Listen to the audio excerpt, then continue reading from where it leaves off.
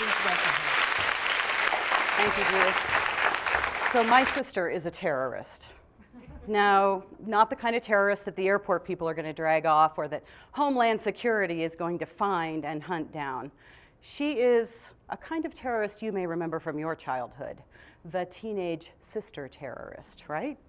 Now, before I tell you more about her terrorism bouts, let me tell you a little bit about how much I adore my sister. She's a breast cancer survivor, and she works with at-risk youth today, and she changes lives in her classroom.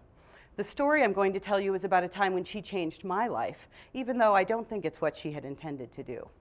It starts on the living room couch. It's after school, we're both teenagers, and we're watching something. Back then in my day, it was The Brady Bunch or Batman and Robin that was on after-school television, and I'm deeply engrossed in Marcia and Peter's drama of the day, and my sister starts needling me. She's poking me and prodding me. She's standing between me and the TV. She's covering my eyes, and I am, of course, I'm very polite because I'm a teenager too, right? So I'm asking her very pleasantly, please, can you stop doing that? I want to watch Marcia here.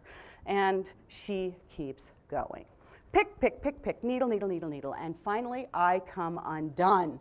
The devil comes out of me, and I'm scratching and clawing and punching, and I'm sure not nice words are coming out of my mouth, until suddenly I become aware of my very tall father over my shoulder. Now I'm thinking, finally, she is going to get what's coming to her. That girl, wait until Dad gets here. But instead, out of his mouth comes Martha Lee Zimmers. Now, I don't know about your family, but in my family, when all three names got used, nothing good happened next, right?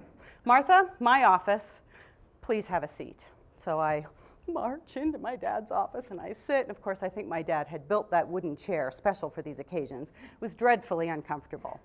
Dad, it was her fault, I start saying. She provoked me. She was poking me. It was her fault. And what he said next is the moment that changed the way I viewed everything from then on. He said, Martha, I am sure that your sister was doing something she shouldn't have done, but that's not what you're in charge of. You are in charge of you. You're responsible for your choices, and you had other choices in that moment. You could have done something different to get out of the situation you were in. You are in charge of you.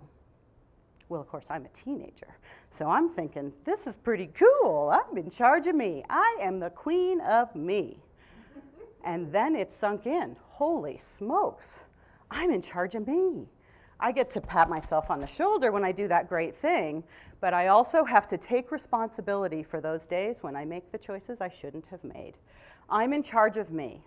I am the queen of me. That's a pretty heavy responsibility.